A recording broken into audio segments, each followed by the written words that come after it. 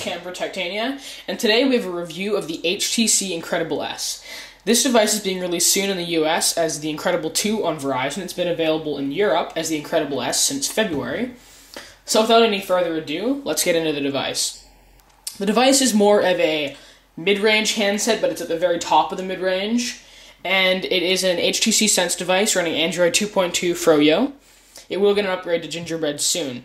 So let's just get into the hardware of this device. So if you look at the bottom, we have 4 capacitive buttons, but these buttons are different than most capacitive buttons. If you see, when we open up something like, and we rotate, the buttons all rotate with us, which is a feature that only this device has. You can just see them rotating from portrait to landscape. But one of the downfalls of this feature is you can see the buttons kind of go off lighting when they're looked at on a bad angle, which is not the greatest. If we look at the top of this device, we have an earpiece with a notification light right there. We have a 1.3 megapixel front-facing camera. All the proximity and light sensing are all there. We have the 4-inch Super LCD screen, which is a really beautiful screen. I will get into that more later. On this side of the device, we have the micro USB out, no HDMI out on this device.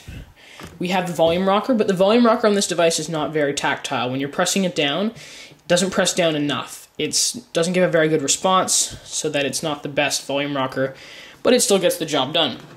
On the top, we have a 3.5mm headphone jack, a noise-canceling microphone, and a sleep-wake button, which is a totally fine sleep-wake button. On the back, we have an 8-megapixel camera, shoots 720p video, a dual LED flash, and a speaker grill. You can see the back of this device is different than most. It's got a kind of, where it's higher up here and then it goes down. If you look there, you can see it's lower here and then it goes up here. So this device is 11.7mm thick to this point, the higher point, but because of this sort of thin edge, you don't really notice that it's quite a bit thicker than most other modern smartphones. On the bottom, we have another microphone and the thing to pry off the back. Prying off the back of this device makes a very unpleasant noise. So if we look in the back of this device, we have a 1450 milliamp hour battery. And another great feature of this device is you can remove the micro SD card without taking the battery out. So it's right there. It comes with an 8 gig one. And you don't need to take the battery out to get to that, which is a great feature again. So we can just slip that back in. And the battery cover feels very nice. It's it's weighty and thick, and I don't think it's going to be cheap or break or anything. So we'll just put the back cover back on. And there we go. So all in all, the hardware of this device is really great. It's nice and grippy on the back to hold. It has a really nice feel in the hand. It is just like the soft touch is nice. The Gorilla Glass screen on the front feels really solid under your finger. No wobbling when you press it hard. If you really put a lot of strength on the device, it doesn't like wobble or anything. It's a really solid device in the hand. Really great construction. But it doesn't have any metal or things like that, so it doesn't feel quite as premium as something like the iPhone 4. So it doesn't have any metal. And the other problem with it is there's a small thing, I don't know if you can see this, but on the edge there, it's really sharp, right on the edge. So when you're swiping from home panel to home panel,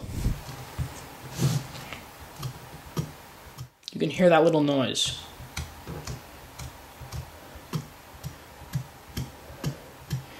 Your finger's getting caught on the little lip that's sticking up, the little sharp lip that's sticking up, and it's making a funny noise, and it's kind of annoying, and it's not a very pleasant feel for your finger. Whereas most devices, your finger just sweeps right off nicely. This makes a little funny noise. But it's a minor problem. So, as I said, hardware on this device is great. A few minor things like the volume rocker, there's not a lot of metal in this device, and that funny edge, but all the pluses outweigh the bads, and it's not, all the pluses outweigh all the cons, and it's not really a super high-end device, so the fact it doesn't have metal is totally tolerable. So, moving on, software on this device. This device runs Android 2.2, frozen yogurt, and it runs and on top of that is HTC Sense. You can see right there. And if you do like HTC Sense, you're probably going to like this device a lot. But if you're not familiar, let me just show you a lot of the big features of HTC Sense. So, probably the biggest feature of HTC Sense is the completely redefined user interface and the enormous amount of widgets. So, for example, if you go into like the Contacts app here, instead of a couple buttons along the top sometimes, you actually have these buttons along the bottom, which you can just swipe through like this. And that's how you go from different function. And you can also touch them. We can also try that in the gallery. And that's one of the things throughout the whole device. As I said, one of the other features of the device is the fact that it has a ton of widgets and customization options. So if we open up the special personalize button here, we can see how much personalization is built right in. We have things like scenes. So it comes with a bunch of preset scenes, and I'm using this scene right now, but we can switch over to this scene. And while we're at it, we can also change the skin. So skins make the device look different. You saw the HTC, but I'll change it to the slate skin now. So now in a couple taps, I've completely changed the look of the device. It has a more square look. Everything has a more square design to it. Even if we go back into the people application here, you can see the little dragger along the bottom. It has a square now. I've just changed the look of my device in only a few taps. It's completely customized now. And that's a great feature of HTC Sense. It really lets you get in there and customize. It comes with a lot of great wallpapers and live wallpapers too. We can set this HTC Sense one. And now we have a cool live wallpaper running in the background. So some of the other features of HTC Sense, as I said, were all the widgets. So we can load up some more of those widgets now. So you can see just how many widgets come on this device. We can go to the Browse All HTC Widgets here. And there are 71 widgets. We'll just go through them now. So we got bookmarks widgets, calculator widgets, calendar widgets, many different clocks, widgets, radio, friend stream widgets to let you aggregate all your social networking, email widgets, SMS widgets, music widgets, news widgets, RSS aggregators, those little people widgets, many different formats for looking at people, photo albums, search widgets, many of these different toggles for all sorts of different toggling on and off of settings, stocks widgets, Twitter widget, and a weather widget. So there are many, many, many different widgets. We can just go over here and we can plop down a new widget. We'll put on a cool clock widget. Here's one of my favorite clocks.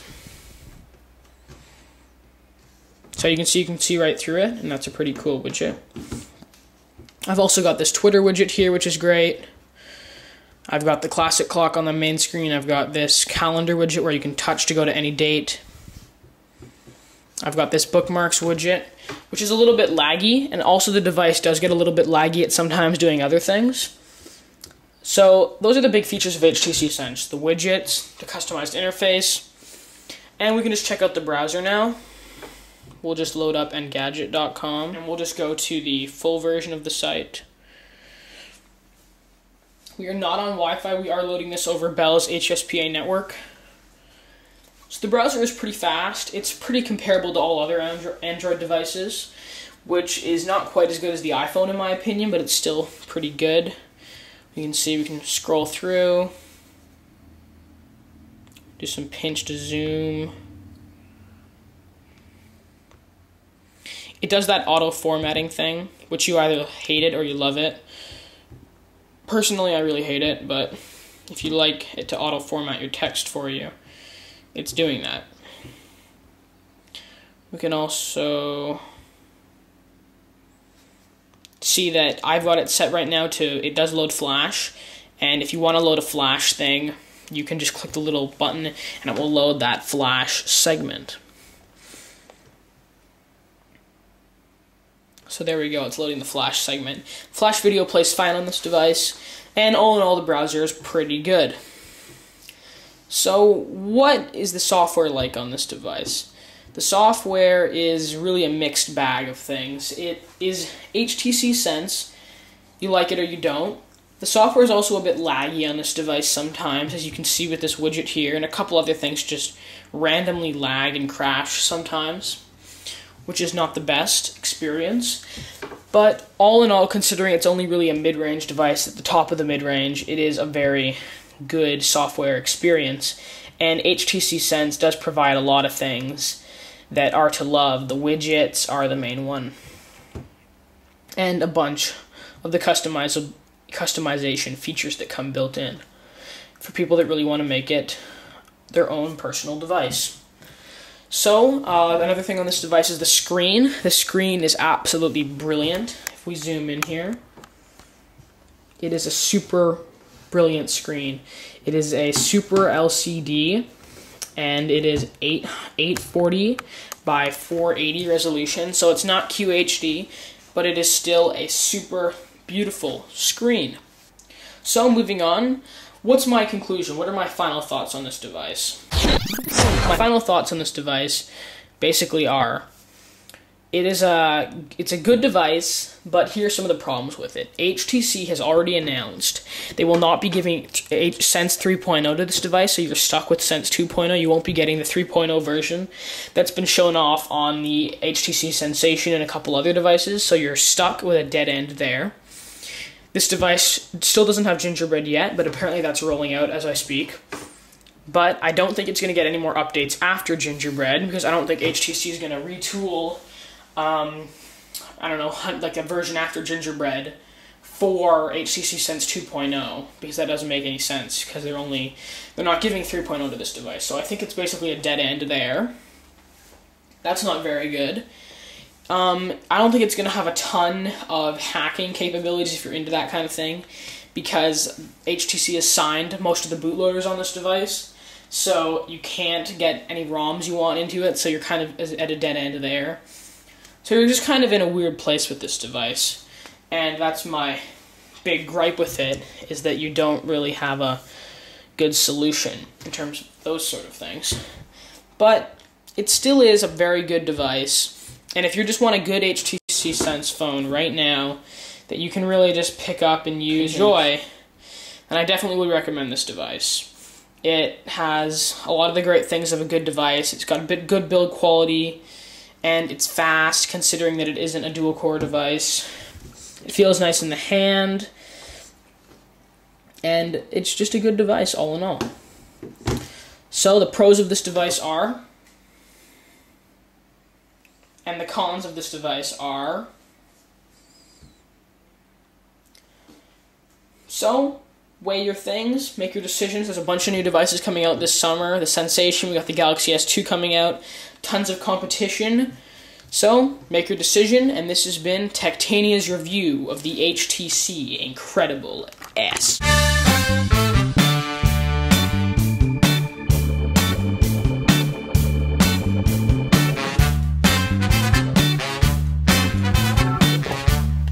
There it is, white iPhone 4. Pretty stunning, if you ask me. It's pretty stunning.